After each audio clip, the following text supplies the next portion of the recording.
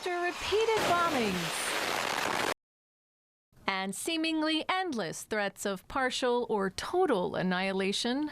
I want to give them every last chance before decapitation. The Trump administration's latest move against Iran is a new package of economic sanctions to be announced late Monday. Last week, U.S. Treasury Secretary Scott Bessent promised the restrictions would be the toughest in history. And U.S. President Donald Trump has warned of an economic D-Day and tremendous consequences aimed at any nation providing a financial lifeline to Tehran.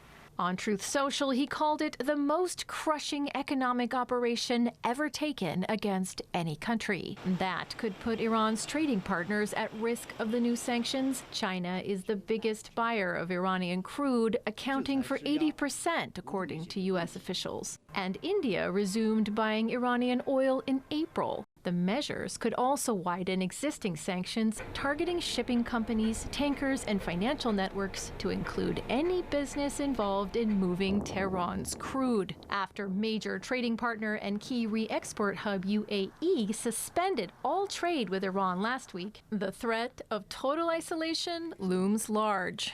But Tehran isn't flinching. This is a repetitive scenario. From the crippling sanctions imposed during the Obama administration to the maximum pressure campaign during Mr. Trump's first administration, and now the latest sanctions. All of these measures have been introduced under different titles, but they represent the same kind of bullying that we have always seen in American policy. On a Sunday ex-post, Iran's security chief Mohsen Rezai warned that not a single drop of oil will leave the Gulf via any route if the U.S. economic threats continue, and deemed any support for them from anyone an act of war. And Tehran is confident enough to move to tighten its own grip on the Strait of Hormuz, taking legal steps towards charging transit fees.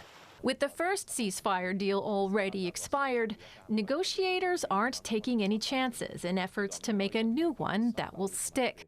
Pakistan's army chief is in Tehran for talks, while Oman's foreign minister will be there on Tuesday to discuss the situation around the Strait of Hormuz. And all eyes are on Washington and the announcement to come. Sarah Balter, TRT World.